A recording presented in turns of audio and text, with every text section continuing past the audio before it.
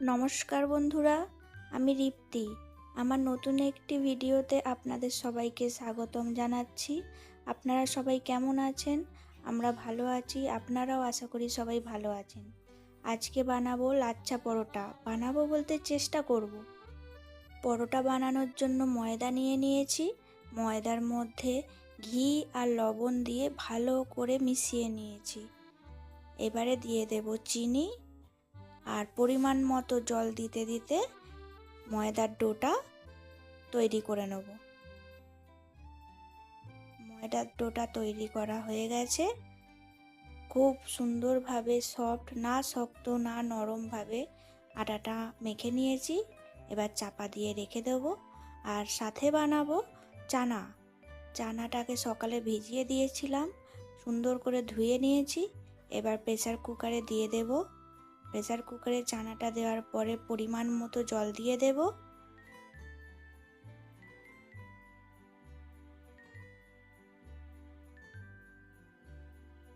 তারপর ছোট করে কুচি করে একটা আলু দিয়েছি, লবণ দিয়েছি আর হলুদ দিয়েছি। এবারে ইন্ডাকশানে বসিয়ে দিলাম সিটি পড়ার জন্য। ঢাকনাটা এবার আটকে দেব।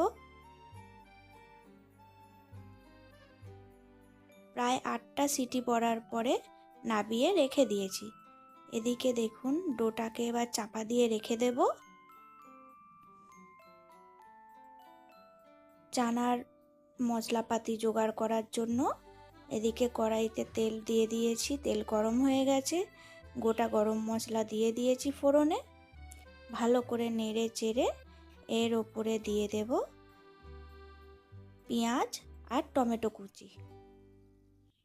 পেঁয়াজ আর টমেটো কুচিটাকে ভালো করে নেড়ে নেব।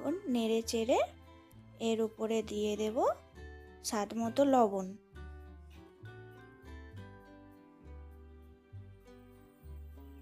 লবণটা দিয়ে ভালো করে মিশিয়ে নেব, যাতে তাড়াতাড়ি গলে যায় পেঁয়াজটা আর টমেটোটা।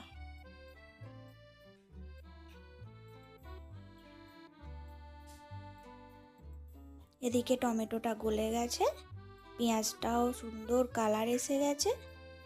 এর মধ্যেই দিয়ে দেব এদিকে খাসির মাংসের চর্বি।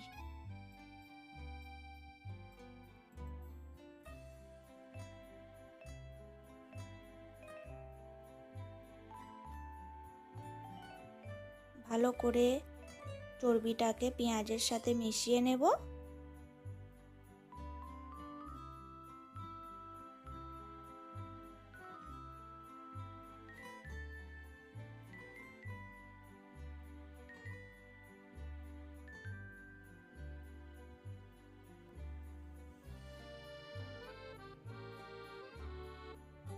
এটা ততক্ষণ হতে থাকুক।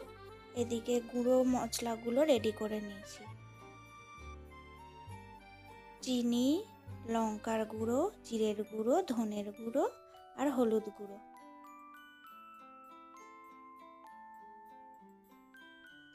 এদিকে ভালো করে পেঁয়াজ, টমেটো, চর্বি সব মেশানো হয়ে গেছে, ভাজা হয়ে গেছে। তার ওপরে রসুন আর আদা বাটা দিয়ে মশলা কষিয়ে নেব, যাতে কাঁচা গন্ধ আর না ছাড়ে।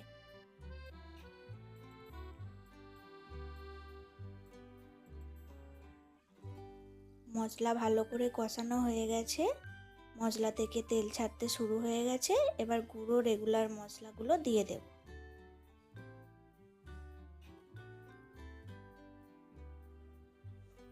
দিয়ে ভালো করে নাড়িয়ে চাড়িয়ে একটু জল অ্যাড করে নেব, যাতে মশলাগুলো পুড়ে না যায়।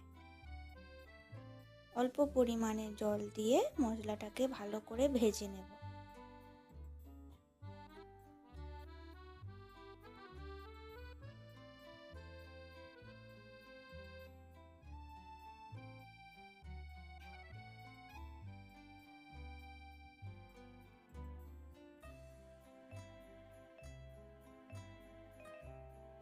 মশলা থেকে ভালো করে কষানোর পরেতে তেল ছাড়তে শুরু হয়ে গেছে। এবার এর মধ্যে দিয়ে দেব সেদ্ধ করা কাবলিগুলো। কড়াইতে দিয়ে দিয়েছি। এবার ভালো করে নাড়িয়ে চাড়িয়ে মিক্স করে নেব। আর এর মধ্যে আরেকটু পরিমাণ মতো সামান্য জল অ্যাড করে দেব।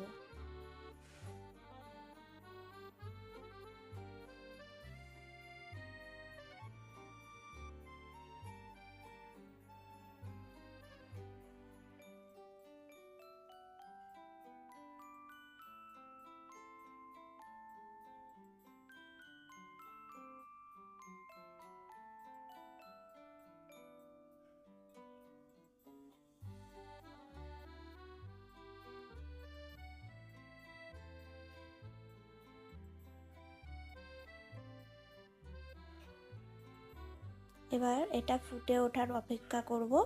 ফুটে উঠলে ভালো করে নেড়ে চেড়ে চাপা দিয়ে দেব।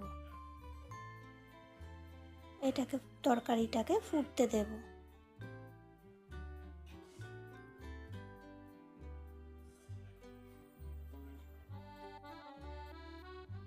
চলুন ততক্ষণ দেখে নিই ময়দাটা কতটা সফট হয়ে গেছে।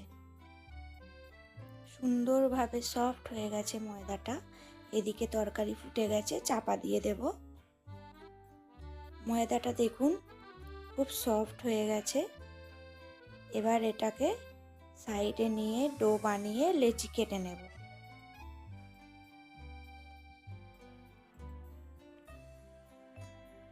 এই যে পাতলা পাতলা করে বড় করে লেচি করে নিয়েছি।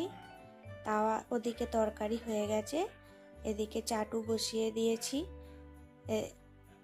লাচ্চার লেচিও বেলে নিয়েছি। এবার আস্তে আস্তে একটা একটা করে ভেজে নেব।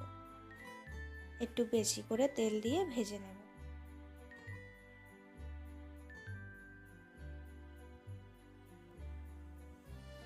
এখন কিন্তু আমার গ্যাসের ফ্লেমটা একদম লো করা আছে, তাহলে ভেতর থেকে ভালো করে ভাজা হয়ে মুচমুচে একটা ভাজা ভাব থাকবে।